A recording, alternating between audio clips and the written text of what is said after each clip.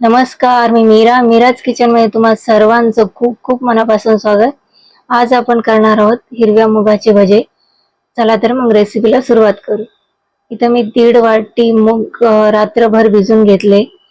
आता हे मूग आपल्याला टाकायचे मिक्सरच्या भांड्यामध्ये आणि असं जाडसर आपल्याला हे मूग भांड्यामध्ये वाटून घ्यायचे।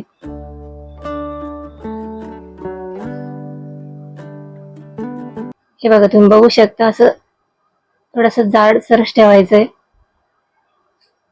तर याच पद्धतीने आपल्याला सगळे मूग वाटून घ्यायचे। बाउल मध्ये काढून घेऊ आणि सगळे मूग आपल्याला असेच काढायचे। आता याच्यामध्ये आपल्याला पाण्याचा वापर नाही करायचा आहे।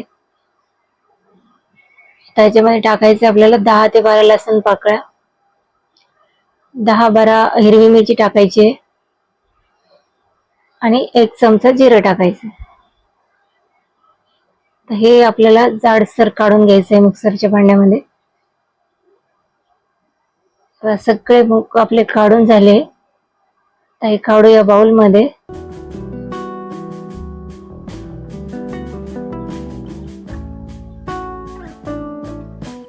आता इथे मी 2 चमचे धणे घेतले, जाडसर कुटून घेतले खलबत्त्यामध्ये। आता हे 2 चमचे धणे टाकायचे याच्यामध्ये। चवीपुरतं मीठ टाकायचे,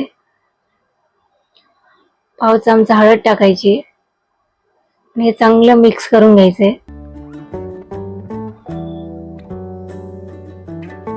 हे सगळा मसाला मिक्स झाल्याच्या नंतर आपल्याला हवं तर लागलं तर 1-2 चमचे आपण याच्यामध्ये पाणी टाकू शकतो।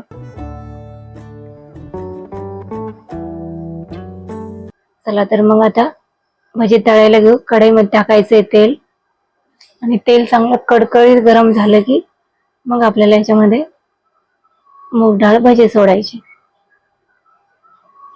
तुम्हाला जर आवडत असेल तर तुम्ही याच्यामध्ये कांदा पण टाकू शकता। मस्त कुरकुरीत होईपर्यंत तळून घ्यायचे।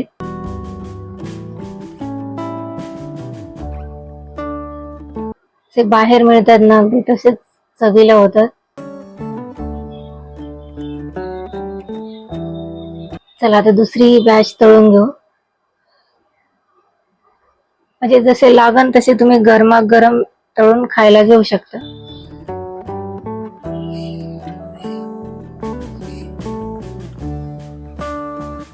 गरमागरम मूग डाळ भजी बनवून तयार झाले।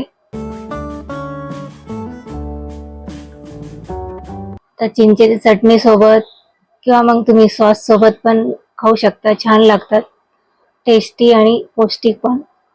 आपले मूग भजी बनवून तयार झाले।